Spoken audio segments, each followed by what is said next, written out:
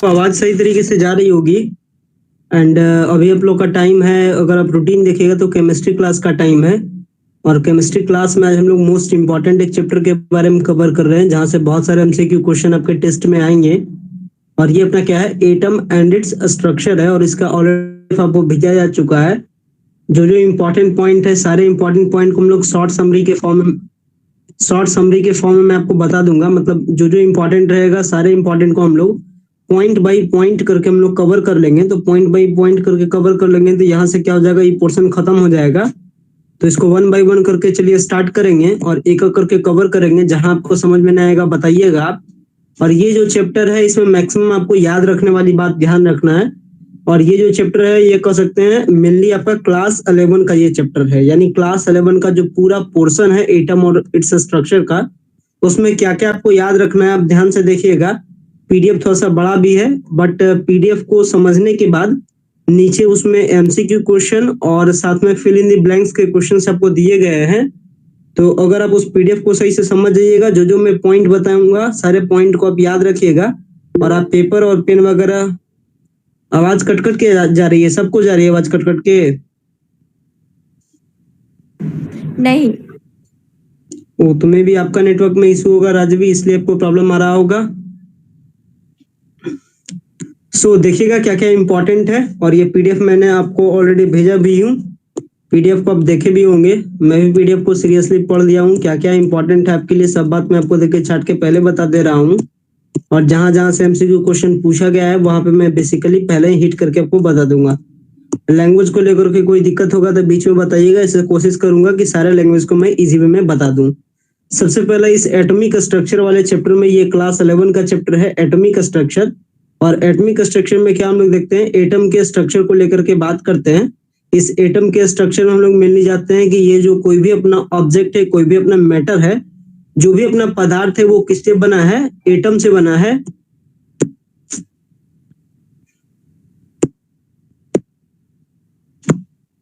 तो जो अपना मैटर है, वो मैटर मेनली किससे बनता है, एटम से बनता है। चूंकि हम लोग जानते हैं कि एटम क्या है, केमिस्ट्री का बिल्डिंग ब्लॉक है। यहीं से केमिस्ट्री की शुरुआत होती है, एटम से ही। जैसे बायो का शुरुआत होता है सेल से होता है, सेम तरीके से केमिस्ट्री में किससे शुरुआत होता है, एटम से। एटम के बाद फिर मॉलिक्यूल बनता है, मॉलिक्यूल के बाद फिर अदर जो भी सारे पॉइंट है उसका डिस्कस करते हैं। तो स्टार्टिंग टू एंड कहाँ से शुरुआत होती है अपना पूरा केमिस्ट्री का, एटम से। और एटम के बारे में जानते हैं कि एटम के फंडामेंटल के बारे में अगर बात की जाए, तो जितना भी मैटर का एटम है, यानी जितने भी पदार्थ है इस वर्ल्ड में, सारे पदार्थ किससे बने होते हैं, एटम से, यानी परमाणु से बने होते हैं। और इस एटम के बारे में बात की जाए तो एटम में मेनली क्या होता है, न्यूक्लियस। नीचे बीच में क्या होता है, न्यूक्लियस। साथ में प्रोटॉन होता है। ये हो गई अपने इधर की बात, यानी कि मिडिल पोर्शन में, यानी बीच में कौन होता है, न्यूक्लियस होता है। और अराउंड दिस न्यूक्लियस सारे क्या करते हैं, इलेक्ट्रॉन रिवॉल्व करते हैं। सारे इलेक्ट्रॉन इसके चारों तरफ क्या करते हैं, घूमते हैं। ये एटम का बेसिक स्ट्रक्चर होता है। तो इस एटम के बेसिक स्ट्रक्चर में कहाँ कहाँ बात याद रखना है, न्यूक्लियस के डिस्कवरी को लेकर के, इलेक्ट्रॉन के डिस्कवरी को लेकर के, प्रोटॉन के डिस्कवरी को लेकर के। फिर बीच में क्या आएगा, ये सारे अगर डिस्कवरी पॉइंट को देख लेंगे, इसके बाद बीच में आएगा बहुत सारे एटम मेडल, बहुत सारे एटम का मॉडल आएगा। इस एटम के मॉडल में जे थॉमसन का प्लम पडिंग मॉडल है, इसके बाद रदरफोर्ड का मॉडल है, फिर नील्स बोर का मॉडल है। इसके बाद मतलब इसमें सबसे पहला बेसिक आ जाएगा इलेक्ट्रॉन, प्रोटॉन और न्यूट्रॉन के स्ट्रक्चर को लेकर के, डिस्कवरी को लेकर के, पहला पॉइंट। इसके बाद सेकंड पॉइंट में आ जाएगा एटम का मॉडल। एटम के मॉडल के बाद बीच में कुछ और भी डिस्कवरीज आएंगे, बीच में कुछ और भी थ्योरीज आएगा। जिस थ्योरीज में मोस्ट इंपॉर्टेंट में जैसे आएगा प्लैंक का क्वांटम मॉडल। इसके बाद बीच में और भी आएंगे जिसमें अपना थ्योरी आएगा। थ्योरी में अनसर्टेनिटी प्रिंसिपल, डी ब्रॉगली का हाइपोथेसिस। इसके बाद और भी जिसमें आएंगे, इसमें अपना आ जाएगा नीचे में और भी कई सारे थ्योरीज, और बीच का जो भी सारा इंपॉर्टेंट जो कॉन्सेप्ट आया है, कॉन्सेप्ट के बारे में भी क्वेश्चन पूछता है, तो बीच वाला कॉन्सेप्ट हो जाएगा। इसके बाद लास्ट में जाएगा अहबाउ का प्रिंसिपल, जिसके थ्रू हम लोग क्या करते हैं, केमिस्ट्री में किसी भी एटम को हम लोग क्या देते हैं, एटॉमिक नंबर के थ्रू रिप्रेजेंट करते हैं। और तो लास्ट में अहबाउ का प्रिंसिपल आ जाएगा। तो अभी हम लोग स्टार्ट करेंगे यहाँ से, इलेक्ट्रॉन के डिस्कवरी से। इलेक्ट्रॉन का डिस्कवरी, प्रोटॉन का डिस्कवरी, न्यूट्रॉन का डिस्कवरी। इसके बाद different model of the atom, यानी एटम के जो भी मॉडल आए हैं बीच बीच में, सारे मॉडल के बारे में जानते जाएंगे। जो भी मॉडल का इंपॉर्टेंट एमसीक्यू क्वेश्चन होगा उसको हम लोग देखते जाएंगे। तो सबसे पहले बात करते हैं इलेक्ट्रॉन से स्टार्ट करते हैं, ठीक है ना। इलेक्ट्रॉन से स्टार्ट करेंगे ना, ये सारी बात समझ गए ना, स्टोरी क्या क्या इस पीडीएफ में है, ये सारी बात समझ गए। चलिए देखिए क्या क्या है यहाँ से। तो सबसे पहला स्टार्ट होता है डिस्कवरी ऑफ इलेक्ट्रॉन से। तो डिस्कवरी ऑफ इलेक्ट्रॉन में याद रखना है कि डिस्कवरी ऑफ इलेक्ट्रॉन किसके द्वारा हुआ, जे थॉमसन के द्वारा, और ये हुआ था 1897 में। याद रखना है 1897 में। और सबसे पहले इसको जो एक्सपीरियंस किया गया एक्सपेरिमेंट के थ्रू, वो किया गया था किसके द्वारा, विलियम क्रूक्स के द्वारा 1879 में, यानी 1879 में ये किसके द्वारा किया गया था, एक एक्सपेरिमेंट किया गया था विलियम क्रूक्स के थ्रू। और ये एक्सपेरिमेंट में था क्या, एक्सपेरिमेंट में कैथोड और एनोड इस प्रकार के दो क्या किए गए थे कि पोल्स को तैयार किया गया था। और जब इसमें गैस को फिलअप किया गया था, एक प्रकार का ये चेम्बर था, एक प्रकार का क्या था, गैस ट्यूब था। और इस गैस ट्यूब में जब गैस को रखा गया था एट अ लो, इसमें जब गैस को रखा गया था जब डिफरेंट प्रेशर और टेम्परेचर को मेंटेन करते हुए, तो पाया गया कि क्या होता है, कैथोड से एक क्या होता है, एक रेज का फ्लो होता है किसके थ्रू, एनोड के थ्रू। यानी कैथोड से एक पार्टिकल्स का फ्लो होता है, पार्टिकल्स का फ्लो होता है। जो पार्टिकल का फ्लो कहाँ जाता है, कैथोड टू एनोड जाता है। और इसी फ्लो में जो पार्टिकल्स का फ्लो था, इसी फ्लो का नाम क्या पड़ा था, कैथोड रे। इसी रे का क्या नाम पड़ा था, कैथोड रे नाम पड़ा था। और ये जो कैथोड रे है, इसी के प्रॉपर्टीज का आपको ध्यान रखना है इस एक्सपेरिमेंट में। इस कैथोड रेज का क्या क्या प्रॉपर्टीज है यहाँ देखिए बताया गया है। कैथोड रेज क्या हुआ था, कैथोड रेज ट्रेवल किया था स्ट्रेट लाइन में, यानी सीधी रेखा में गमन किया था। ये बात आपको ध्यान रखना है। कैथोड रेज स्टार्ट हुआ था कैथोड से कहां तक, एनोड तक। तो कैथोड रेज का जो स्टार्टिंग हुआ था वो कैथोड से एनोड तक हुआ था। ये भी बात का आपको ध्यान रखना है।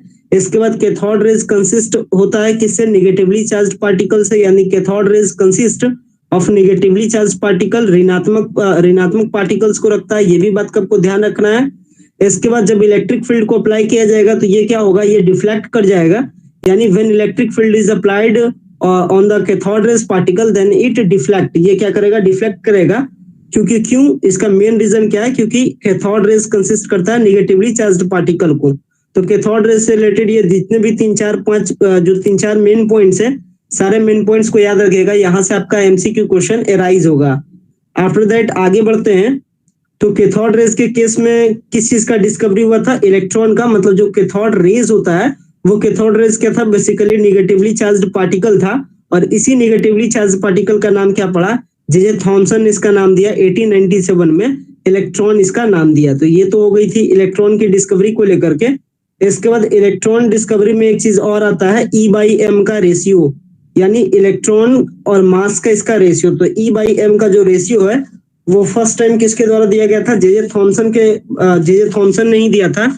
इसके बारे में भी ध्यान रखिएगा कि जे थॉमसन ने क्या दिया था, E/m रेशियो का वैल्यू दिया था। E का मतलब इलेक्ट्रॉन का चार्ज और m क्या हो जाएगा, मास हो जाएगा। तो इस रेशियो को भी किसके द्वारा दिया गया था, जे थॉमसन के द्वारा दिया गया था। और E/m रेशियो का जो वैल्यू होता है वो क्या होता है, 7.588 into 10⁻11 coulomb per KG inverse. इसके बारे में ध्यान रखिएगा। E/m रेशियो के बारे में आपसे पूछ सकता है कि E/m रेशियो का वैल्यू क्या होता है। तो ये वैल्यू होता है 7.588 इंटू 10⁻11 कूलम केजी इनवर्स। ये अपना E/m रेशियो का वैल्यू होता है। और E/m रेशियो का वैल्यू किसके द्वारा डिटरमाइन किया गया था, then it be determined by J Thomson. तो जे थॉमसन के द्वारा डिटरमाइन किया गया था, इसको याद रखिएगा। इसके बाद एक बात का और ध्यान रखिएगा, E/m रेशियो के केस में या कह सकते हैं इलेक्ट्रॉन के केस में, जो इलेक्ट्रॉन का डिस्कवरी हुआ था इसके केस में जो चार्ज का जो वैल्यू है, यानी ये जो E का वैल्यू है, E का वैल्यू यानी जो ये जो चार्ज का वैल्यू है, ये चार्ज का वैल्यू किसके द्वारा डिस्कवर किया गया था, R.A. मिल्कन के द्वारा। याद रखिएगा R.A. मिल्कन के द्वारा, इसके ऑयल ड्रॉप एक्सपेरिमेंट से आपसे पूछेगा कि इलेक्ट्रॉन के केस में जो चार्ज का जो डिस्कवरी है, जो चार्ज का जो मैग्नीट्यूड है, जो चार्ज का जो वैल्यू है, वो किसके द्वारा पता लगाया गया था, तो किसके द्वारा डिटरमाइन किया गया था, तो R.A. मिल्कन के द्वारा, उसके famous experiments oil drop experiment से। ये भी बात का आप ध्यान रखिएगा। इसके बाद जो चार्ज का जो वैल्यू डिटरमाइन किया गया था, वो चार्ज का वैल्यू क्या था, चार्ज का वैल्यू क्या था, -1.6022 इंटू 10⁻19 कूलम। ये चार्ज का वैल्यू है। तो ऑल ओवर कर सकते हैं। जब E बाई एम में पुट करेंगे यानी E बाई एम का जो रेशियो का जो वैल्यू था 7.588 जो वैल्यू है, अगर आप इसमें ये हो गया अपना वैल्यू E बाई एम का, और E का वैल्यू अगर यहाँ से रख देते हैं तो कह सकते हैं कि जो मास ऑफ इलेक्ट्रॉन है वो कितना जाता है 9.1094 इंटू 10⁻31 kg। तो याद रखिएगा E बाई एम रेशियो का वैल्यू का मान याद रखिएगा कि what be the value of E by m. E by m ratio का वैल्यू कितना होता है, E का वैल्यू कितना होता है, मतलब चार्ज ऑफ इलेक्ट्रॉन कितना है ये भी याद रखिएगा, और मास ऑफ इलेक्ट्रॉन कितना है ये याद रखिएगा। इन 3 पॉइंट आप इलेक्ट्रॉन के डिस्कवरी में याद रखिएगा। क्या क्या तीनों पॉइंट है इसके बारे में मैंने आपको बता दिया। इसके बाद आगे बढ़ते हैं तो आता है discovery of proton. Discovery of proton, proton क्या था, proton basically positive charge particle था, और इसके फ्लो को हम लोग क्या कहते हैं, एनोड रेज कहते हैं। इसके फ्लो को क्या कहते हैं, एनोड रेज कहते हैं। और एनोड रेज क्या था, anode rays positive charge particle का फ्लो था, और इसे ही आगे नाम दिया गया क्या, प्रोटॉन का। और ये नाम किसके द्वारा दिया गया था, गोल्डस्टीन के द्वारा। तो प्रोटॉन का डिस्कवरी गोल्डस्टीन के द्वारा होता है। कब होता है, 1886 में, 1886 में होता है। और अगर इसके स्पेशल कैरेक्टरिस्टिक्स के बारे में बात की जाए, what are the special characteristics, किसके कैरेक्टरिस्टिक्स के बारे में या कह सकते हैं प्रॉपर्टीज के बारे में, तो एनोड रेज के प्रॉपर्टीज को आपको याद रखना है। एनोड रेज के प्रॉपर्टीज में याद रखिएगा ये कैसा था, तो ये पॉजिटिव चार्ज पार्टिकल का फ्लो था। इसके बाद ये कहां से ओरिजिनेट होता है, एनोड से होता है, एनोड टू कैथोड, याद रखिएगा, एनोड टू कैथोड ये भी याद रखिएगा। इसके बाद ये भी क्या होगा, इलेक्ट्रिक फील्ड के कारण क्या करेगा, डिफ्लेक्ट करेगा। और डिफ्लेक्ट किधर साइड करेगा, तो डिफ्लेक्ट करेगा निगेटिव साइड में। मतलब कहने का है कि ये जो अपना फ्लो है एनोड टू कैथोड का, ये अपना फ्लो जो है एनोड टू कैथोड का, ये कैसा पार्टिकल का फ्लो है, पॉजिटिवली चार्ज पार्टिकल का। तो अगर आप इसके बीच में इलेक्ट्रिक फील्ड अप्लाई करते हैं, इलेक्ट्रिक फील्ड करने का मतलब पॉजिटिव और नेगेटिव टर्मिनल लाते हैं इसके बीच में, तो ये क्या करेगा, डिफ्लेक्ट हो जाएगा किसके साइड में, निगेटिव के साइड में। यानी कहने का मतलब ये डिफ्लेक्ट कर जाएगा अपने पाथ से किस साइड में, तो निगेटिवली पोल की तरफ, यानी निगेटिव पोल की तरफ क्या हो जाएगा, डिफ्लेक्ट हो जाएगा। तो याद रखिएगा, आपसे पूछेगा कि जब इलेक्ट्रिक फील्ड अप्लाई किया जाता है इन केस ऑफ एनोड या प्रोटॉन के केस में, तो इसका डिफ्लेक्शन किसके टुवर्ड्स में होगा, तो डिफ्लेक्शन होगा निगेटिवली पोल के तरफ होगा। इसके बारे में ध्यान रखिएगा। इसके बाद आगे बढ़ते हैं तो सेम एज यहाँ पे ध्यान रखना है मास ऑफ प्रोटॉन के वैल्यू को लेकर के। तो मास ऑफ प्रोटॉन कितना होता है 1.676 इंटू 10⁻⁻27 kg। और अगर इसके चार्ज के बारे में बात की जाए तो जस्ट अपोजिट ऑफ इलेक्ट्रॉन यानी प्लस 1.602 इंटू 10⁻⁻19 कूलम। याद रखना है मास और इसका चार्ज, यानी मास कितना होता है प्रोटॉन का और चार्ज कितना होता है ये याद रखिएगा। इसके बाद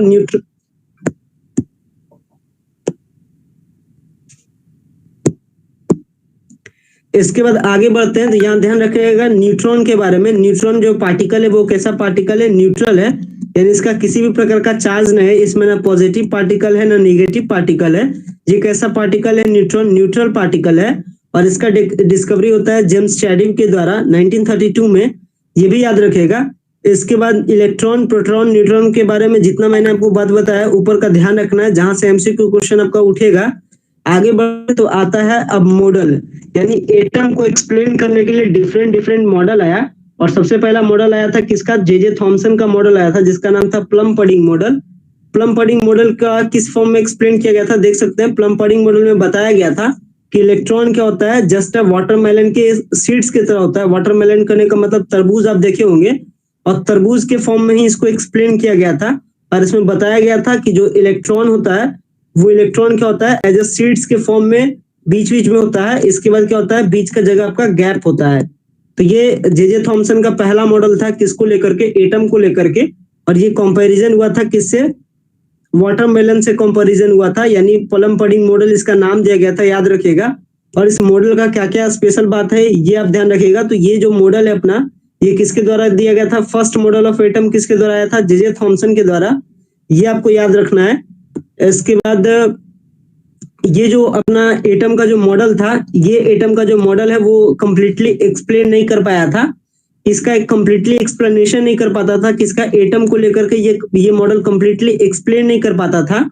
तो इसके बाद नेक्स्ट जो मॉडल आया एटम को लेकर के वो आया रदरफोर्ड का अल्फा पार्टिकल, जो अपना स्कैटरिंग जो मॉडल है वो आया था, कब आया था 1911 में, यानी 1911 में। सेकेंड मॉडल आया था एटम को लेकर के, जिसका क्या नाम था, रदरफोर्ड अल्फा स्कैटरिंग एक्सपेरिमेंट। याद रखिएगा, रदरफोर्ड का अल्फा स्कैटरिंग एक्सपेरिमेंट। और रदरफोर्ड के अल्फा स्कैटरिंग एक्सपेरिमेंट में क्या हुआ था, रदरफोर्ड ने क्या किया था कि थिन गोइल्ड फूल को, यानी कि कहने का मतलब सोने का जो एक छोटा सा पतला सा भाग रखा गया था और इस पे अल्फा पार्टिकल्स का बम्बार्डिंग किया गया था, अल्फा पार्टिकल से स्ट्राइक किया गया था। और इसके बाद कई सारी चीजों को ऑब्जर्व किया गया, कई सारे पॉइंट्स पे कंक्लूजन किया गया, और कंक्लूजन करके रदरफोर्ड ने कई सारे पॉइंट आउट किया था। तो क्या सारे पॉइंट आउट थे रदरफोर्ड के अल्फा स्कैटरिंग एक्सपेरिमेंट से, ये सारे पॉइंट्स यहाँ पे बताया गया है। अब क्या क्या पॉइंट्स था ये समझिए। इसमें सबसे पहला जो पॉइंट था कि मैक्सिमम जो अल्फा पार्टिकल्स थे, जो मैक्सिमम जो अल्फा पार्टिकल के जो रेज थे वो क्या कर जाते थे, सही तरीके से पास आउट हो जाते थे, मतलब विदाउट एनी डेविएशन वो क्या कर जाते थे, पास कर जाते थे। तो उसी के बेसिस पे इन्होंने बताया कि एटम में क्या होता है, बहुत ज्यादा वैकेंट पोजीशन होता है, वैकेंट होता है, यानी एटम्स क्या होता है, मेनली वैकेंट होता है। एटम्स में ज्यादा कुछ होता नहीं, एटम्स मेनली वैकेंट होता है, मतलब जो अल्फा जो पार्टिकल्स है वो क्या कर जाते थे, पास कर जाते थे। इसका कहने का मतलब जो एटम है, एटम के इनसाइड में ज्यादा क्या होती है, खाली जगह होती है, वैकेंट होता है, जिसके कारण से ये अल्फा पार्टिकल्स क्या कर जाते हैं, पास कर जाते हैं। इसके बाद इसी के बेसिस पे, यानी जो रदरफोर्ड का जो अल्फा स्कैटरिंग है, इसी के बेसिस पे न्यूक्लियस का सबसे पहले कॉन्सेप्ट आया था। उन्होंने बताया था कि एक ही ऐसा जगह है, मतलब जब इन्होंने अल्फा पार्टिकल्स को जब पास आउट किया, जब अल्फा पार्टिकल्स को पास आउट किया इस थिन गोल्ड फॉइल से, यानी सोने की इस पतली स्ट्रिप से जब इन्होंने पास किया, तो देखा कि मैक्सिमम जो अल्फा पार्टिकल्स है वो सीधे पास कर जाते हैं, और कुछ ही ऐसे अल्फा पार्टिकल्स है जो क्या कर जाते हैं, डेविएट कर जाते हैं। इसका मतलब कहने का था कि कुछ ऐसा बीच में, कुछ ऐसा पार्टिकल से जो क्या कर रहा है, जिससे टकराने के बाद अल्फा पार्टिकल्स रिटर्न हो जा रहे हैं, और इसी के कारण इसका नाम क्या था, न्यूक्लियस था। न्यूक्लियस का कॉन्सेप्ट रदरफोर्ड के एक्सपेरिमेंट से भी आया था। तो याद रखिएगा, न्यूक्लियस का कॉन्सेप्ट फर्स्ट टाइम किसके द्वारा, किसके कॉन्सेप्ट से आया था, तो रदरफोर्ड के कॉन्सेप्ट से आया था। इसके बाद आगे बढ़ते इसमें, तो देखिए एटॉमिक नंबर का कॉन्सेप्ट आया है। एटॉमिक नंबर के बारे में बात की जाए तो एटॉमिक नंबर क्या होता है, नंबर ऑफ प्रोटॉन के बराबर होता है, या कह सकते हैं नंबर ऑफ इलेक्ट्रॉन के भी बराबर होता है। तो एटॉमिक नंबर को हम लोग जेड से रिप्रेजेंट करते हैं, और एटॉमिक नंबर किसके बराबर होता है, प्रोटॉन के नंबर के बराबर, या कह सकते हैं इलेक्ट्रॉन के नंबर के बराबर। तो इस पर कुछ आपको छोटा मोटा आपसे कुछ कह सकते हैं कि न्यूमेरिकल क्वेश्चन भी आ जाए, तो न्यूमेरिकल क्वेश्चन को इजी वे में आप सॉल्व कर सकते हैं। हालांकि नीचे एमसीक्यू क्वेश्चन के सीरीज में दिया भी गया है, number of electron is equal to number of proton, और नंबर ऑफ प्रोटॉन को हम लोग क्या कहते हैं, एटॉमिक नंबर कहते हैं। तो एटॉमिक नंबर के बारे में बात की जाए तो ध्यान रखिएगा, नंबर ऑफ इलेक्ट्रॉन और नंबर ऑफ प्रोटॉन को ही क्या कहते हैं, हम लोग एटॉमिक नंबर कहते हैं। आगे बढ़ते हैं, तो यहाँ पे आता है मास नंबर का कॉन्सेप्ट। तो मास नंबर के बारे में बात किया तो मास नंबर क्या होता है, number of proton plus number of neutron. यहाँ से न्यूमेरिकल क्वेश्चन बने तो सॉल्व कर लीजिएगा आराम से। एटॉमिक जो एटॉमिक नंबर होता है उसे हम लोग जेड से रिप्रेजेंट करते हैं, और इसी एटॉमिक नंबर को क्या कहते हैं, नंबर ऑफ इलेक्ट्रॉन या नंबर ऑफ प्रोटॉन भी कहते हैं। बट अगर इन केस अगर मास नंबर के बारे में बात किया जाए, मास नंबर को हम लोग ए से रिप्रेजेंट करते हैं, और मास नंबर किसके बराबर होता है, प्रोटॉन प्लस न्यूट्रॉन के नंबर के बराबर होता है। यानी number of proton plus number of neutron को अगर आप जोड़ते हैं तो उससे क्या आता है, एटॉमिक मास आता है। तो एटॉमिक मास नंबर से रिलेटेड अगर आपका कुछ न्यूमेरिकल क्वेश्चन हो तो सॉल्व कर लीजिएगा इसी के बेसिस पे। यही एक फॉर्मूला है, इसी बेसिस पे सॉल्व होगा, और अगर नीचे एमसीक्यू क्वेश्चन में आता है तो फिर मैं आपको सॉल्व करके बताता भी हूँ। इसके बाद आगे बढ़ते हैं, तो यहाँ पे एक और मोस्ट इंपॉर्टेंट टर्म्स आता है, जिसका क्या आता है, आइसोटॉप्स के बारे में। तो आइसोटॉप्स के बारे में ध्यान रखिएगा कि अगर एटॉमिक नंबर सेम होता है, इफ एटॉमिक नंबर भी same but atomic mass number भी डिफरेंट, तो वैसे केस में क्या कहा जाता है, उसे आइसोटॉप्स कहा जाता है। तो आइसोटॉप्स के बारे में आपसे पूछेगा एंट्रेंस के टेस्ट में, ध्यान रखिएगा। आइसोटॉप्स क्या होता है, those atoms whose atomic number भी same but different atomic mass number, यानी मास नंबर डिफरेंट हो बट एटॉमिक नंबर सेम हो, तो वैसे केस में क्या कहा जाता है, इसे आइसोटॉप्स कहा जाता है। और एग्जांपल में मोस्ट जो आपका आइसोटॉप्स में आपको ध्यान रखना है, एक दो आइसोटॉप्स नीचे बताया भी गया है। हाइड्रोजन के आइसोटॉप्स के बारे में बात किया जा रहा है। इसका एटॉमिक नंबर क्या है, इस हाइड्रोजन का एटॉमिक नंबर, इस हाइड्रोजन का एटॉमिक नंबर क्या है, 1 है, और साथ में मास नंबर भी क्या है, 1 है। बट इस हाइड्रोजन का, जिसे हम लोग ड्यूटेरियम के नाम से जानते हैं, तो इस ड्यूटेरियम का भी एटॉमिक नंबर क्या है, 1 है, बट इसका मास नंबर क्या है, 2 है। तो देख सकते हैं एटॉमिक नंबर सेम है 1, बट मास नंबर क्या है, डिफरेंट है। इसलिए इसे क्या कहते हैं, हाइड्रोजन के आइसोटॉप्स कहते हैं। These are the isotopes of hydrogen. दो हाइड्रोजन के आइसोटॉप्स क्या क्या हुए? प्लूटोनियम, ड्यूटेरियम और ट्रिटियम। ये तीनों क्या हो गए? आइसोटॉप्स हो गए किसके? हाइड्रोजन का। तो आइसोटॉप्स के बारे में ध्यान रखिएगा, आपसे क्वेश्चन पूछेगा आइसोटॉप्स को लेकर के, तो आइसोटॉप्स के बारे में आप बताइएगा।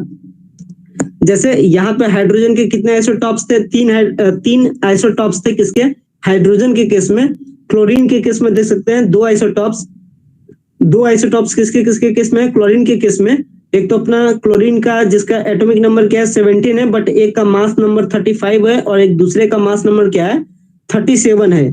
तो इसलिए थोड़ा सा आइसोटॉप्स के बारे में ध्यान रखिएगा। यहाँ पे कुछ आइसोटॉप्स के बारे में बताए गए हैं, सारे आइसोटॉप्स का ध्यान रखिएगा। कार्बन का भी 3 आइसोटॉप्स होता है, नाइट्रोजन का 2 आइसोटॉप, ऑक्सीजन का 3, क्लोरीन का 2, यूरेनियम का 3 और सल्फर का देख सकते हैं 4 आइसोटॉप्स होता है। तो देख सकते हैं जिसका जिसका मैंने आइसोटॉप्स बताया, ध्यान रखिएगा। हाइड्रोजन का 3 आइसोटॉप होता है, कार्बन का भी 3, ऑक्सीजन का भी 3, यूरेनियम का 3, नाइट्रोजन का 2, क्लोरीन का 2, बट सल्फर का 4। तो ये जितने भी आइसोटॉप्स के बारे में बताए गए आप ध्यान रखिएगा।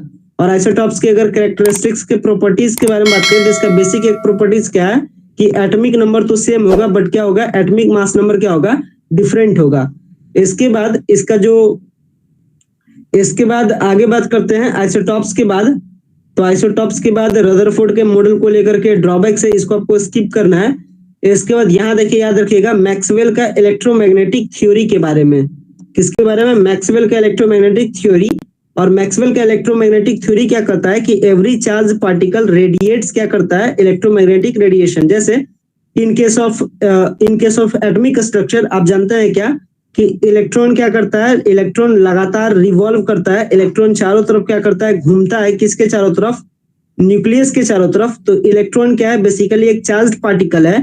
तो यही करता है मैक्सवेल इलेक्ट्रोमैग्नेटिक थ्योरी एक्सप्लेन करता है कि एवरी चार्ज पार्टिकल रेडिएट्स क्या करता है? Electromagnetic radiation. मतलब ये जो इलेक्ट्रॉन जो रिवॉल्व कर रहा है अराउंड द न्यूक्लियस, ये क्या है? एक प्रकार का चार्ज्ड पार्टिकल है।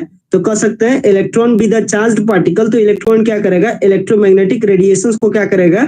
रेडिएट करेगा। और यही किसके द्वारा बताया जाता है? Maxwell electromagnetic theory. तो अगर आपसे पूछ दे Maxwell electromagnetic theory states about, और कई सारे आपको ऑप्शन दे दे, तो आपको बताना है कि मैक्सवेल इलेक्ट्रोमैग्नेटिक थ्योरी किसके लिए एक्सप्लेन करता है। तो मैक्सवेल के इलेक्ट्रोमैग्नेटिक थ्योरी एक्सप्लेन करता है कि चार्ज्ड पार्टिकल क्या करता है? रेडिएट करता है क्या? Electromagnetic radiation. तो बस इतना याद रखिएगा कि मैक्सवेल के इलेक्ट्रोमैग्नेटिक थ्योरी क्या बताता है कि चार्ज्ड पार्टिकल रेडिएट क्या करता है? Electromagnetic radiations. तो ये बात तक आप ध्यान रखिएगा। आगे बढ़ते हैं। तो रदरफोर्ड का आपने सबसे पहले देखा क्या है? प्लम-पडिंग मॉडल थॉमसन का। इसके बाद रदरफोर्ड का अल्फा स्कैटरिंग देखा। इसके बाद आगे जो मॉडल आता है वो क्या है? बोहर्स का मॉडल है। तो बोहर्स का मॉडल क्या है? आगे देखते हैं। मैक्सवेल के थ्योरी के बारे में रिपीट कर दे। मैक्सवेल का ये जो इलेक्ट्रोमैग्नेटिक थ्योरी है वो बताता है कि चार्ज्ड पार्टिकल है वो क्या करता है? रेडिएट करता है इलेक्ट्रोमैग्नेटिक रेडिएशंस को क्या करता है? रेडिएट करता है। इलेक्ट्रोमैग्नेटिक रेडिएशंस करने का मतलब एनर्जी को रेडिएट करता है, और जो अदर जो रेडिएशंस है, अल्ट्रावायलेट रेडिएशंस है, मतलब सिंपली में आप समझ सकते हैं कि जो अपना इलेक्ट्रोमैग्नेटिक, ये जो मैक्सवेल का जो इलेक्ट्रोमैग्नेटिक थ्योरी है वो बताता है कि चार्ज्ड पार्टिकल क्या करता है? चार्ज्ड पार्टिकल इलेक्ट्रोमैग्नेटिक रेडिएशंस को रेडिएट करता है। यही कहता है इलेक्ट्रोमैग्नेटिक थ्योरी, कि इलेक्ट्रोमैग्नेटिक थ्योरी कहता है कि जो चार्ज्ड पार्टिकल है वो क्या करता है? इलेक्ट्रोमैग्नेटिक रेडिएशंस को रेडिएट करता है। इसके बाद आगे आता है किसका? बोहर्स का मॉडल आता है। ध्यान रखिएगा, बोहर्स का एटॉमिक मॉडल के बारे में ध्यान रखना है कि रदरफोर्ड के मॉडल के बाद किसका मॉडल आता है? बोहर्स का आता है। इसका पूरा क्या नाम था? नील्स बोर्स का मॉडल ऑफ एटम, जो कि कब आता है? 1913 में आता है। याद रखना है। आगे बढ़ते हैं।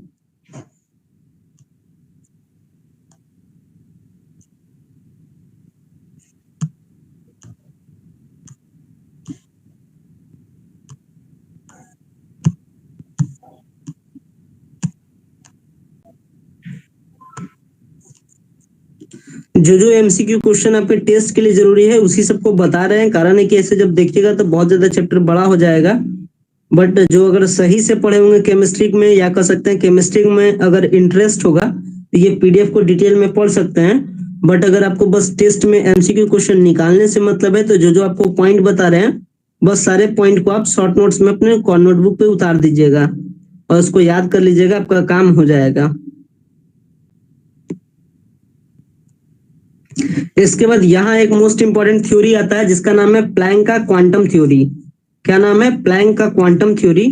इसके बारे में भी देखिए, याद रखिएगा। प्लैंक का क्वांटम थ्योरी कहता है, प्लैंक का क्वांटम थ्योरी कब आता है? तो प्लैंक का क्वांटम थ्योरी आता है ब्लैक बॉडी रेडिएशंस को फेनोमेनन, यानी प्लैंक का क्वांटम थ्योरी किसके लिए आता है? ब्लैक बॉडी रेडिएशंस को एक्सप्लेन करने के लिए। यानी जो ब्लैक बॉडी होता है, या कह सकते हैं जो ब्लैक कलर का जितने भी सारा बॉडी होता है, यानी ब्लैक बॉडी के रेडिएशंस को लेकर के बात होता है कि ब्लैक बॉडी कैसे रेडिएट करता है। तो ब्लैक बॉडी के रेडिएशंस के लिए एक कॉन्सेप्ट आता है जो कि क्या है? प्लैंक का क्वांटम थ्योरी है।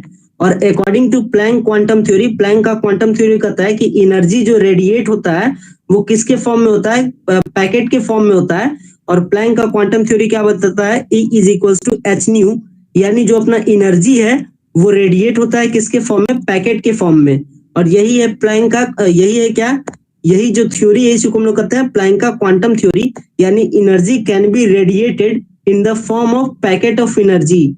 तो आपसे पूछेगा प्लैंक का क्वांटम थ्योरी क्या है, तो बस आप बताइएगा। प्लैंक के क्वांटम थ्योरी का न्यूमेरिकल पोर्शन याद रखिएगा कि इसको कैसे रिप्रेजेंट करते हैं।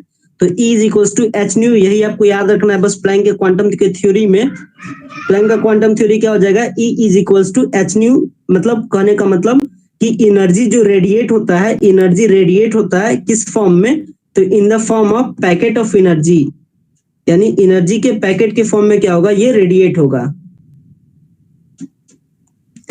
यानी पैकेट्स ऑफ एनर्जी के फॉर्म में, देख सकते हैं लिखा भी गया है कि स्मॉल पैकेट्स ऑफ एनर्जी के फॉर्म में जो रेडिएशन होता है, इसी को लेकर के प्लैंक का क्वांटम ने क्या किया था? बताया था। तो प्लैंक का क्वांटम का थ्योरी क्या कहता है कि एनर्जी रेडिएट होता है स्मॉल पैकेट्स ऑफ एनर्जी के फॉर्म में, और इसी को लिखा जा सकता है E is equals to h nu. इसके बाद आगे बढ़ते हैं तो आता है एक मोस्ट इंपॉर्टेंट अदर इफेक्ट आता है जिसका नाम क्या है? Photo electric effect. Photo electric effect के बारे में भी ध्यान रखना है। फोटो इलेक्ट्रिक इफेक्ट क्या कहता है कि अगर कोई मेटेलिक सरफेस पर, अगर कोई मेटेलिक सरफेस पे अगर लाइट को इंसिडेंट किया जाए, अगर कोई मेटेलिक सरफेस पर अगर लाइट को इंसिडेंट किया जाए तो इलेक्ट्रॉन क्या होता है? ऑटोमेटिक इलेक्ट्रॉन क्या होता है कि इस मेटल से इलेक्ट्रॉन इजेक्ट होता है। और इसी इजेक्शन को हम लोग क्या कहते हैं? इसी इजेक्शन को जिसमें ऑब्जर्व किया जाता है, इसी फेनोमेनन को क्या कहते हैं? फोटो इलेक्ट्रिक इफेक्ट कहते हैं। तो फोटो इलेक्ट्रिक इफेक्ट क्या है? Ejection of electron from metallic surface. अगर मेटेलिक सरफेस से इलेक्ट्रॉन इजेक्ट कर रहा है तो इसी फेनोमेनन को हम लोग क्या कहते हैं? फोटो इलेक्ट्रिक इफेक्ट कहते हैं। तो फोटो इलेक्ट्रिक इफेक्ट को डिस्कवर किसके द्वारा किया गया था? फोटो इलेक्ट्रिक इफेक्ट में ये जो मेटेलिक सरफेस है, इस मेटेलिक सरफेस से जो इलेक्ट्रॉन जो बाहर आएगा, इलेक्ट्रॉन बाहर निकलेगा इस मेटेलिक सरफेस से, इसे डिस्कवर किया गया था किसके द्वारा? हर्ट्ज के द्वारा इन 1887। बट इसे सक्सेसफुली फोटो इलेक्ट्रिक इफेक्ट को एक्सप्लेन किया गया था आइंस्टीन के द्वारा। ध्यान रखिएगा, फोटो इलेक्ट्रिक इफेक्ट को आइंस्टीन के द्वारा 1905 में एक्सप्लेन किया गया था सही तरीके से। तो फोटो इलेक्ट्रिक इफेक्ट को एक्सप्लेन किया गया था किसके द्वारा? आइंस्टीन के द्वारा। बट इसे ऑब्जर्व किया गया था फर्स्ट टाइम ऑब्जर्व किया गया था 1887 में हर्ट्ज के द्वारा। इस फोटो इलेक्ट्रिक इफेक्ट में ध्यान रखना है कुछ इंपॉर्टेंट पॉइंट में क्या क्या ध्यान रखना है कि ये जो मेटल का सरफेस है जिस पे लाइट को इंसिडेंट करेंगे, तो इस मेटल के सरफेस में मान लेते हैं, ये मेटल का सरफेस, लेट अस सपोज ये मेटल मान लेते हैं कि मैग्नीशियम का है, ये मान लेते हैं ये मेटल के बारे में कि, या इसको समझ सकते हैं, लेट अस सपोज ये मान लेते हैं कि आयरन है। ठीक है, आयरन है, ये मेटल क्या है? आयरन है। तो आयरन का जो इलेक्ट्रॉन है वो बाहर कब निकलेगा, इसको लेकर के कुछ कंडीशंस है, कंडीशंस को ध्यान रखना है। तो वही सारे कंडीशंस के बारे में बात किया गया है कि वो जो मिनिमम फ्रीक्वेंसी है लाइट का, यानी जो लाइट जो इस पे फॉल करेगा इस मेटल पे, तो ये जो लाइट है, इस लाइट के कारण ये जो लाइट इंसिडेंट करेगा इस मेटेलिक सरफेस पे, तो मेटेलिक सरफेस के इलेक्ट्रॉन को इजेक्ट होने के लिए, इलेक्ट्रॉन बाहर निकलने के लिए जो मिनिमम जो फ्रीक्वेंसी होना चाहिए वो क्या कहलाता है? Threshold frequency. तो यहीं पे कुछ इंपॉर्टेंट पॉइंट बताएगा, ये तीनों पॉइंट के बारे में ध्यान रखना है। फोटो इलेक्ट्रिक इफेक्ट के ऑब्जर्वेशन में सबसे पहला ऑब्जर्वेशन कहता है कि मिनिमम जो फ्रीक्वेंसी चाहिए इलेक्ट्रॉन के इजेक्शन के लिए, उसे हम लोग थ्रेशोल्ड फ्रीक्वेंसी कहते हैं। तो नंबर फर्स्ट पॉइंट के बारे में ध्यान रखना है। और ये जो थ्रेशोल्ड फ्रीक्वेंसी है V नॉट है, ये V नॉट डिफरेंट मेटल के लिए डिफरेंट वैल्यू होता है। ये नंबर फर्स्ट पॉइंट।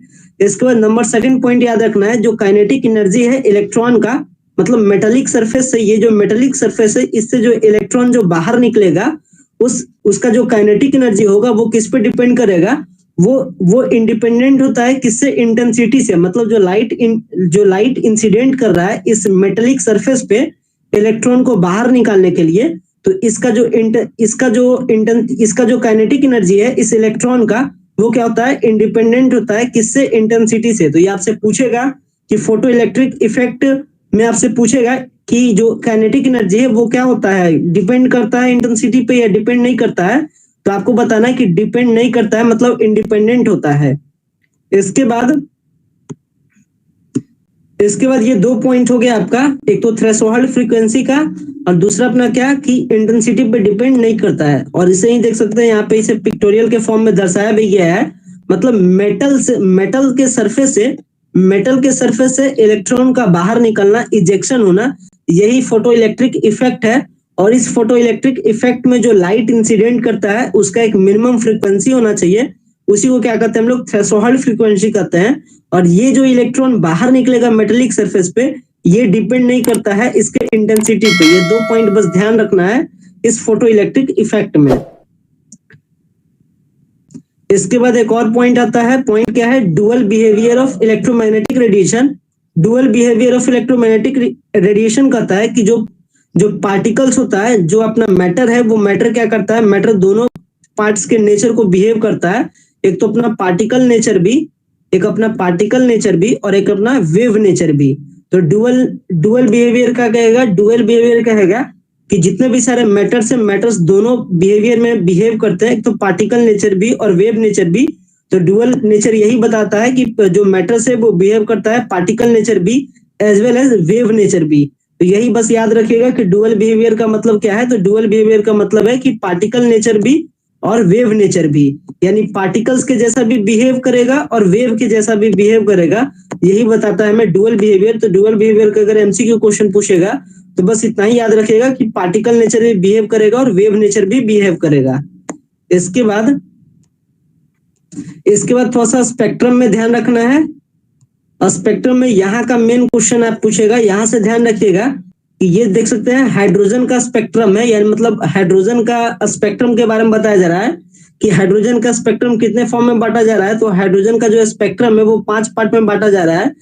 कौन कौन सा सीरीज होता है हाइड्रोजन के केस में, तो Lyman series, Balmer series, Paschen series, Brackett series और पफून सीरीज। तो ये 5 सीरीज का नाम याद रखिएगा। और सबसे मोस्ट इंपोर्टेंट याद ध्यान रखिएगा कि कौन रीजन में पाया जाता है। तो लाइमन सीरीज पाया जाता है अल्ट्रावायलेट रीजन में, बाल्मेर पाया जाता है विजिबल में, और पास्चन, ब्रैकेट और प्रोफून पाया जाता है इंफ्रारेड रीजन में। तो इंफ्रारेड रीजन में कौन कौन सा सीरीज पाया जाता है, विजिबल में कौन होता है, मेन क्वेश्चन आपसे यहाँ पूछेगा बाल्मेर सीरीज कौन से रीजन में पाया जाता है। तो आप याद रखिएगा विजिबल में। ये क्वेश्चन पूछा जा चुका है, ये ऑलरेडी पूछेगा, इसके बारे में ध्यान रखिएगा कि हाइड्रोजन का सीरीज कौन से रीजन में पाया जाता है, इसको आप ध्यान रखिएगा।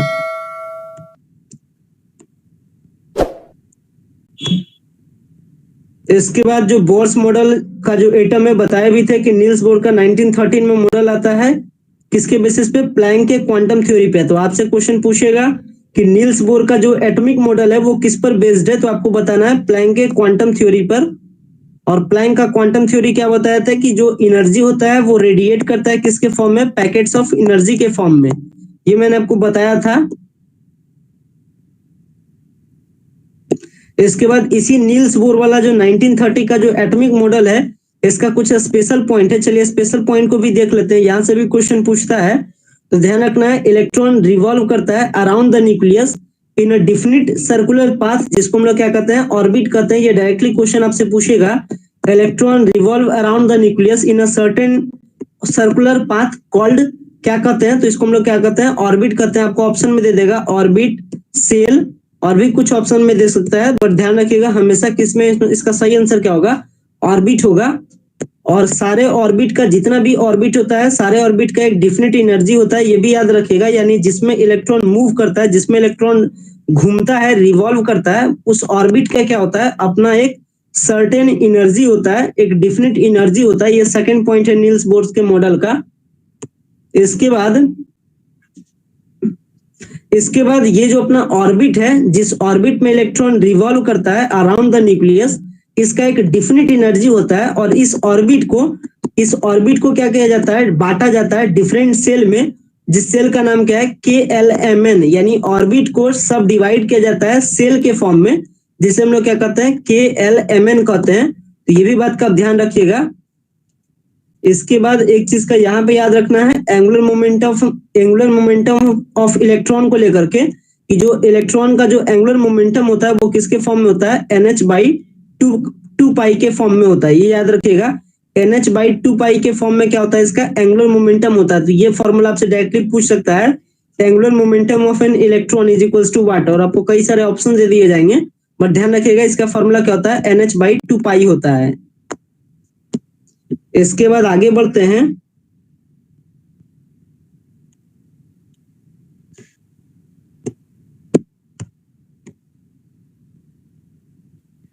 इसके बाद डुअल बिहेवियर ऑफ मैटर में मैंने ये बताया था कि जो अपना मैटर है वो मैटर क्या करता है, दोनों नेचर में बिहेव करता है। एक तो पार्टिकल नेचर में भी, यानी कह सकते हैं पदार्थ के रूप, जो पदार्थ होता है वो अपना दो नेचर शो करता है, एक पार्टिकल नेचर और एक वेव नेचर। मतलब पदार्थ वाला भी गुण रखेगा, साथ में वेव वाला भी गुण रखेगा, यानी तरंग वाला भी गुण रखेगा। यानी मैटर बिहेव करता है particle nature as well as wave nature. और इसी को कौन बताए थे, डी ब्रॉगली बताए थे 1924 में। तो 1924 में डी ब्रॉगली एक हाइपोथेसिस दिए थे, डी ब्रॉगली एक कॉन्सेप्ट दिए थे जिसका नाम पड़ा था dual behaviour of matter. And according to the dual behaviour of matter, particle behave both nature, मतलब पार्टिकल बोथ नेचर को बिहेव करता है, particle nature as well as wave nature. तो याद रखना है यहाँ पे, जिसका मतलब क्या होता है, यानी पार्टिकल बिहेव करता है डुअल नेचर, इसका मतलब क्या होता है, पार्टिकल के पास मोमेंटम भी है एज वेल एज उसका क्या है, वेवलेंथ भी है। तो याद रखिएगा, डी ब्रॉगली को हम लोग इस तरीके से भी कह सकते हैं, डी ब्रॉगली का जो डुअल बिहेवियर ऑफ मैटर है, that can also be explained as in this way that electrons have momentum as well as wavelength। अगर ये स्टेटमेंट आपको कहीं मिल जाए, electrons also have momentum as well as wavelength, it means it explain about dual behavior of matter। याद रखिएगा। इसके बाद dual behavior of matter में जो वेवलेंथ होता है, वेवलेंथ के बारे में ये फॉर्मूला याद रखिएगा, वेवलेंथ किसके बराबर होता है, H/P के बराबर होता है।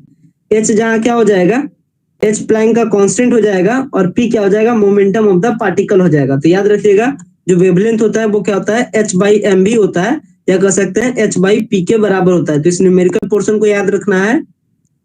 इसके बाद आता है हाइजेनबर्ग का अनसर्टेनिटी प्रिंसिपल। हाइजेनबर्ग का अनसर्टेनिटी प्रिंसिपल के बारे में याद रखना है, यानी हाइजेनबर्ग का अनिश्चितता जो सिद्धांत है, इसी को हम लोग कहते हैं हाइजेनबर्ग का अनसर्टेनिटी प्रिंसिपल। तो हाइजेनबर्ग का अनसर्टेनिटी प्रिंसिपल क्या कहता है कि किसी भी इलेक्ट्रॉन का, याद रखिएगा, हाइजेनबर्ग का अनसर्टेनिटी प्रिंसिपल कहता है किसी भी इलेक्ट्रॉन का पोजीशन और मोमेंटम एक साथ निकालना, एक साथ फाइंड करना इम्पॉसिबल है।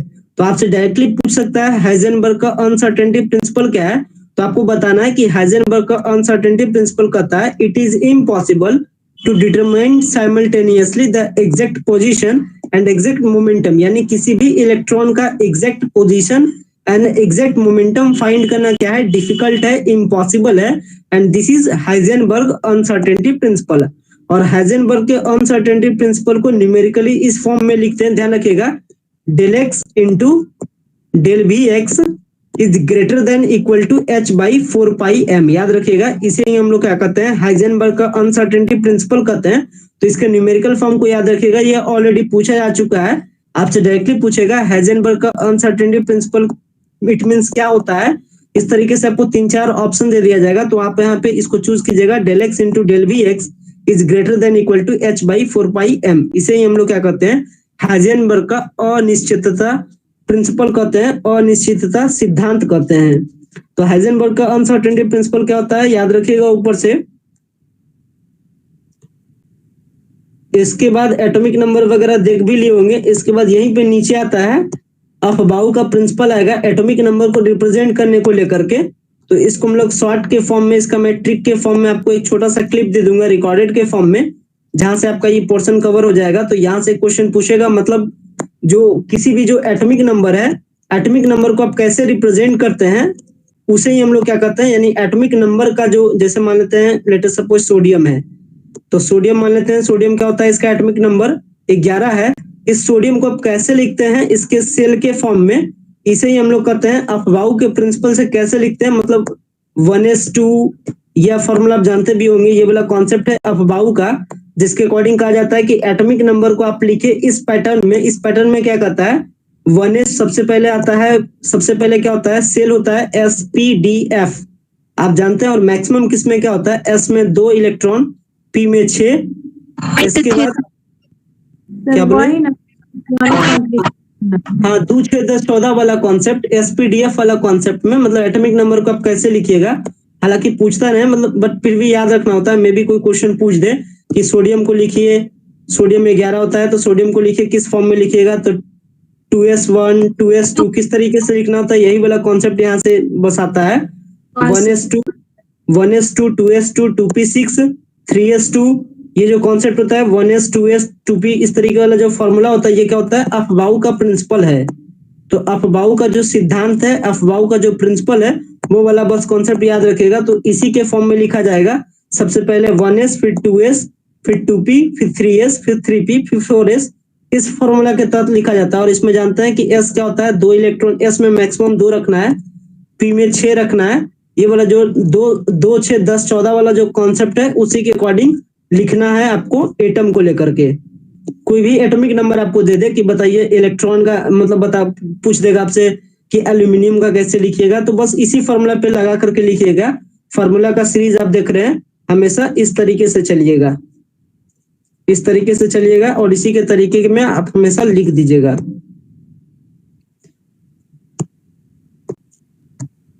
और कुछ इसमें इंपॉर्टेंट नहीं है, देख सकते हैं यहाँ पे कुछ मोस्ट जो एलिमेंट है, या जो एलिमेंट है जिसके बारे में आपसे अक्सर जो क्वेश्चन पूछता है, उसमें कौन कौन सा क्वेश्चन पूछेगा, तो यहाँ याद रखिएगा सोडियम वाला, यहाँ याद रखिएगा सोडियम हो गया, एल्यूमिनियम हो गया, यानी मेटल का कुछ इंपॉर्टेंट मेटल है जिसका आप वाउ प्रिंसिपल के फॉर्म में इलेक्ट्रॉनिक कन्फिग्रेशन याद रखिएगा। इलेक्ट्रॉनिक कन्फिग्रेशन करने का मतलब sp-df के फॉर्म में कैसे लिखते हैं, ये बात आप ध्यान रखिएगा। तो sp-df के फॉर्म में किसको कैसे लिखते हैं, देख सकते हैं यहाँ पे सारा एलिमेंट का मैंने बता दिया है, और बट इसमें सब कुछ इंपॉर्टेंट नहीं है, कुछ इंपॉर्टेंट है, बेसिक इंपॉर्टेंट है। तो बेसिक जितना भी होगा वो सब आपको एमसीक्यू क्वेश्चन के फॉर्म में नीचे आपको मिल जाएगा। अब देखिए इस पर एमसीक्यू क्वेश्चन किस प्रकार का पूछेगा टेस्ट में। हिंदी इंग्लिश दोनों फॉर्म में डिटेल में आप पढ़ लीजिएगा, जहां तक समझाए हैं बेसिक लैंग्वेज में।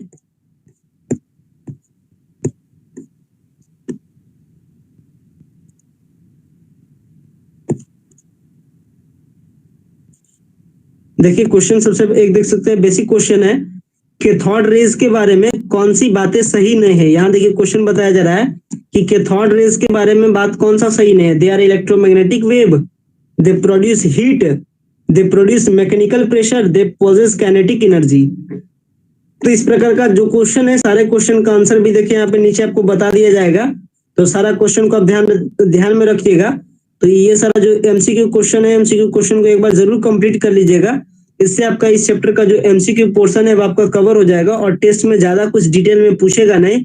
जितना भी अभी जितना भी पॉइंट के बारे में मैंने आपके साथ डिस्कस किया है, यही सारा बात आपके टेस्ट में पूछेगा। तो टेस्ट वाला जितना भी पॉइंट है सबके बारे में डिस्कस कर लिए है, सब बात को ध्यान रखिएगा और नोट कर लीजिएगा। अपना अपना पॉइंट आप नोट डाउन करके रखिएगा। जो जो बताए हैं वो सारा पॉइंट के फॉर्म में आप अपने कॉपी पे तैयार कर लीजिएगा, ताकि आप सही से पढ़ सके, पीडीएफ को आप रिड्यूस कर सके। बट अगर केमिस्ट्री में इंटरेस्ट होगा किसी का, अगर डिटेल में पढ़े हैं या केमिस्ट्री से ही ऑनर्स करना चाह रहे होंगे, ग्रेजुएशन करना चाह रहे होंगे, तो आप ये सारी चीजों को डिटेल में पढ़ लीजिएगा, ठीक है ना। समझ में आ गया इस चैप्टर का कंटेंट, क्या क्या चैप्टर में इंपॉर्टेंट है। जो जो इंपॉर्टेंट है सब मैंने बता दिया आपको। तो इसका एमसीक्यू पोर्शन वाला जो नीचे पोर्शन है कवर कर लीजिएगा, और साथ में नीचे कुछ फिल इन दी ब्लैंक्स का भी क्वेश्चन आपको दिए हैं। फिल इन द ब्लैंक्स वाले क्वेश्चन को भी कवर कर लीजिएगा। अब देखिए यहाँ पे क्वेश्चन पूछा जा रहा है, चार्ज ऑफ इलेक्ट्रॉन कितना होता है बताइए तो? -2.46 इंटू 10⁻⁴ या -1.6 इंटू 10⁻⁻19 कूलम या 1.6 इंटू 10⁻⁻। इसका सही उत्तर क्या हो जाएगा? -1.6 इंटू 10⁻⁻19 कूलम। तो बस बेसिक क्वेश्चन पूछेगा इस चैप्टर से, और ये चैप्टर केमिस्ट्री का कह सकते हैं सबसे बेसिक चैप्टर है। यहाँ से क्वेश्चन थोड़ा सा ज्यादा भी पूछता है, तो ध्यान रखिएगा। जो बात बताएं बस उसका ध्यान रखिएगा, वही सारा क्वेश्चन आपसे पूछेगा अभी।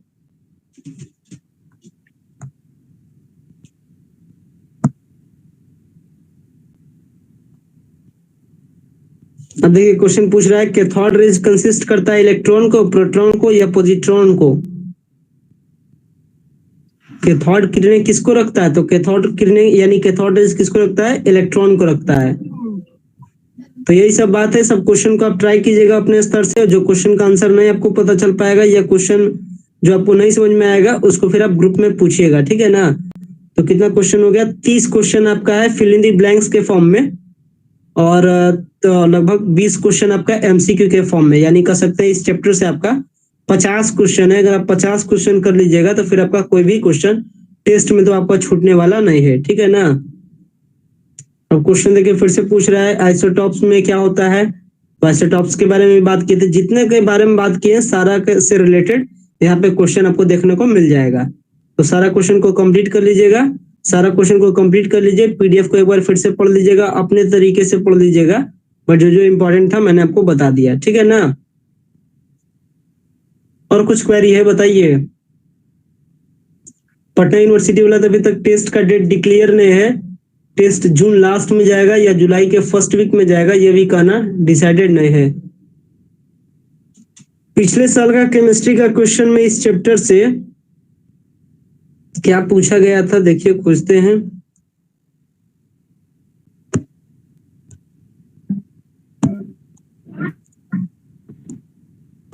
जो क्वेश्चन क्या बोले? ग्रुप में तो सेंड कर दिए, ग्रुप में तो सेंड किए थे। हाँ 2019 का है। हर साल का क्वेश्चन पेपर अवेलेबल होना भी तो मुश्किल है ना।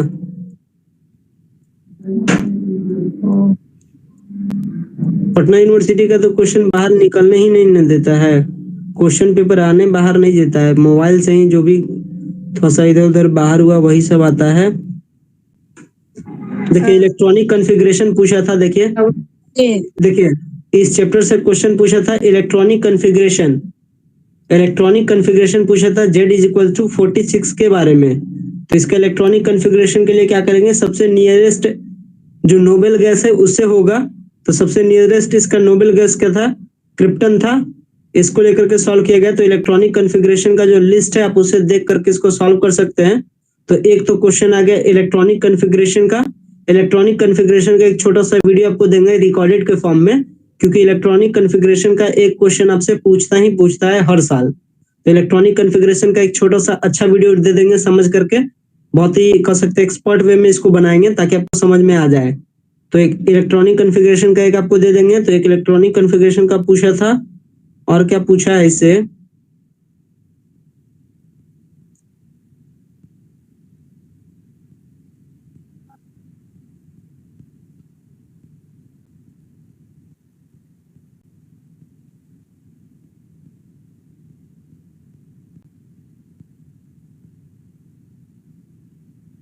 इस चैप्टर से 1 से 2 ही एमसीक्यू क्वेश्चन पूछता है, ठीक है ना?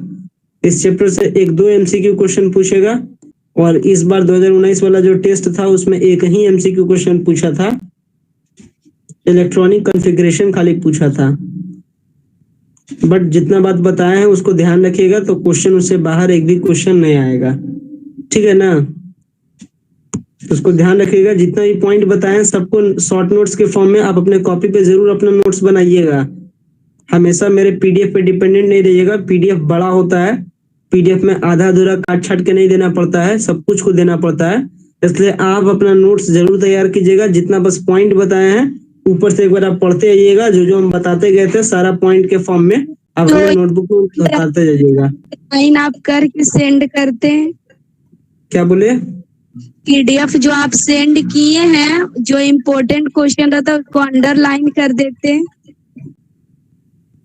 पीडीएफ में इंपॉर्टेंट अंडरलाइन करके बता सकते हैं ना, तो बताते हैं। इसका रिकॉर्डेड फॉर्म में रहेगा ना वीडियो, ये जो भी हम आपको बताए हैं पढ़ाए हैं ये रिकॉर्डेड फॉर्म में रहेगा। तो जब आप नोट्स अपना तैयार कीजिएगा तो इसको प्ले कर लीजिएगा और प्ले करके अपना सारा इंपॉर्टेंट के फॉर्म में लिखते जाइएगा। पीडीएफ में सब अंडरलाइन कैसे कर दे, पीडीएफ बड़ा होता है ना, पीडीएफ में सब कुछ बताना पड़ता है। तो आप बस नोट्स तैयार कीजिएगा ना अपना, और इसका रिकॉर्डेड फॉर्म में रहेगा। आपका जो ग्रुप है व्हाट्सएप का, आप उस ग्रुप का डिस्क्रिप्शन देखिएगा तो वहां पे एक लिंक दिया गया है, ठीक है। लिंक पर क्लिक कीजिएगा तो आपको प्लेलिस्ट पर लेकर चल जाएगा यूट्यूब में, जहां जितना भी आपका साइंस का क्लास हो रहा है सब वहां रिकॉर्ड होते जा रहा है एक एक करके, ठीक है ना। तो उसका जरूर यूज कीजिएगा उस लिंक का। पिछले 2-3 क्लास का वीडियो अपलोड नहीं किए वहां, उसमें एक दो चीज छूटा हुआ है, एक दो चीज छूटा हुआ है, उस सबका रिकॉर्डेड है, उसको बस अपलोड करना है, उसको कर देंगे कंप्लीट। बाकी भी जो भी हो रहा है वो सब अपलोडेड होते जा रहा है। तो मतलब आपका जो व्हाट्सएप ग्रुप है ना उसका डिस्क्रिप्शन में देखिएगा, वहां लिंक है, आप उस लिंक पर क्लिक करके सारा वीडियो को एक्सेस कर सकते हैं। मतलब जो पहले पढ़ाई हुआ है सब रिकॉर्डेड फॉर्म में है। तो आप अपना नोट्स जरूर तैयार करते जाइएगा ताकि आपको आसान हो। अपने लैंग्वेज में आप नोट्स जरूर बना कर रखिएगा, ठीक है ना, ताकि आप एग्जाम के टाइम में अपने नोट से पढ़े। मेरे पीडीएफ के भरोसे मत रहिएगा, पीडीएफ बड़ा है, कंफ्यूजन भी हो जाएगा आपको, इसलिए आप नोट्स को जरूर तैयार कीजिएगा, ठीक है ना।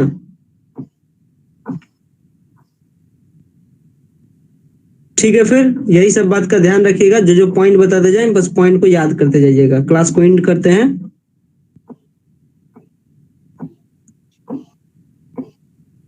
ठीक है, thank you for watching this important class.